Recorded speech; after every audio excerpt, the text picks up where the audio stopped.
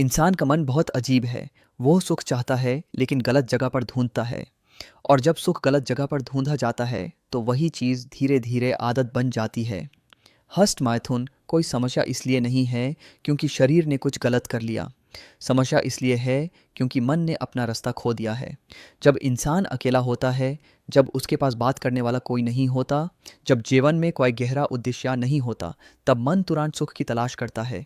मन कहता है अभी सुख चाहिए, कल का दुख बाद में देखेंगे। यही से आदत शुरू होती है। शरीर सिर्फ एक जरिया है। असली भूख मन की होती है। प्रेम की भूख, स्वीकृति की भूख और कभी कभी सिर्फ महसूस होने की भूख। आज का युवा बहुत सोचता है लेकिन ध्यान नहीं करता। सोच ज़्यादा होगी तो ऊर्जा नीचे गिरेगी। ध्यान होगा तो वही ऊर्जा ऊपर उठने लगेगी। और जब ऊर्जा नीचे गिरती है तो वो वासना बन जाती है।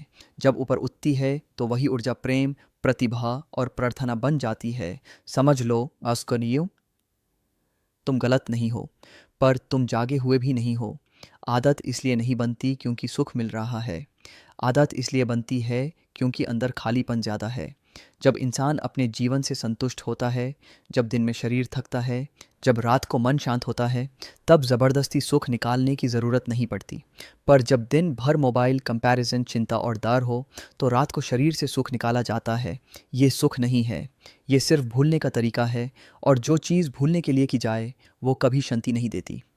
तुमने महसूस किया होगा, करने से पहले बेचैनी, करते वक्त हल्कापन और बाद में फिर वही खालीपन। इसका मतलब शरीर दोषी नहीं है। इसका मतलब तुम अपनी ऊर्जा को समझ नहीं रहे। ऊर्जा को दबाना मत और न ही उसका गुलाम बन जाओ। सिर्फ यूज़े देखो। जिस दिन तुम अपनी इच्छा को बिना लाज, बिना घृणा देखने लगोगे, उसी दिन आदत धीरे धीरे कम होने लगेगी। लदना मत, लादोगे तो मन और ज़िद्दी हो जाता है। बस इतना करो, जब इच्छा आए तो थोड़ी देर रुको, सांस पर ध्यान दो, शरीर को महसूस करो।